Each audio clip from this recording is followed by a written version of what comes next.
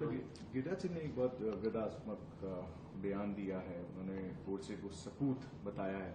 आपने ट्वीट किया है, बहुत क्रिटिकल भी रहे हैं। जिस तरीके का उनका स्टेटमेंट है, आप कैसे देखते हैं? इसका मतलब है कि जो भी हिंदुस्तानी जो यहाँ पैदा हुआ है वो कत्ल करता है तो हिंदुस्तान का वो सपूत है। सपूत का मतलब क्या हुआ?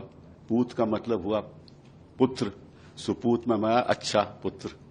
तो क्या गोडसे जी अच्छे पुत्र थे गिरिराज सिंह जी के हिसाब से? और आज के आपको मालूम है कि संविधान की एक कैबिनेट रिस्पांसिबिलिटी होती है। तो इसका मतलब कि गिरिराज जी सरकार के लिए बोल रहे हैं।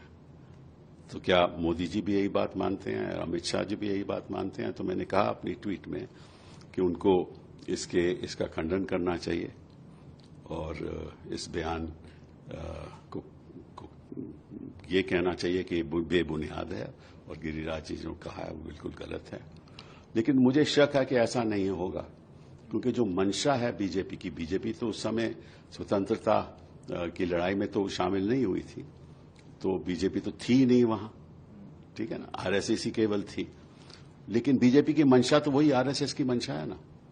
तो जो आरएसएस गांधी जी के साथ नहीं चले, जो आरएसएस अंग्रेजों के साथ उन्होंने समझौता किया, और अंग्रेज को ये जाकर कहा कि हम आपकी मदद करेंगे, वो आरएसएस कैसे मान सकता है गांधी जी को?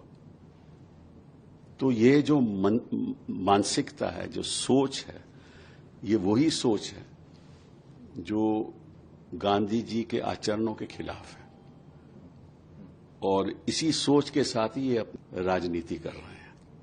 एक तरफ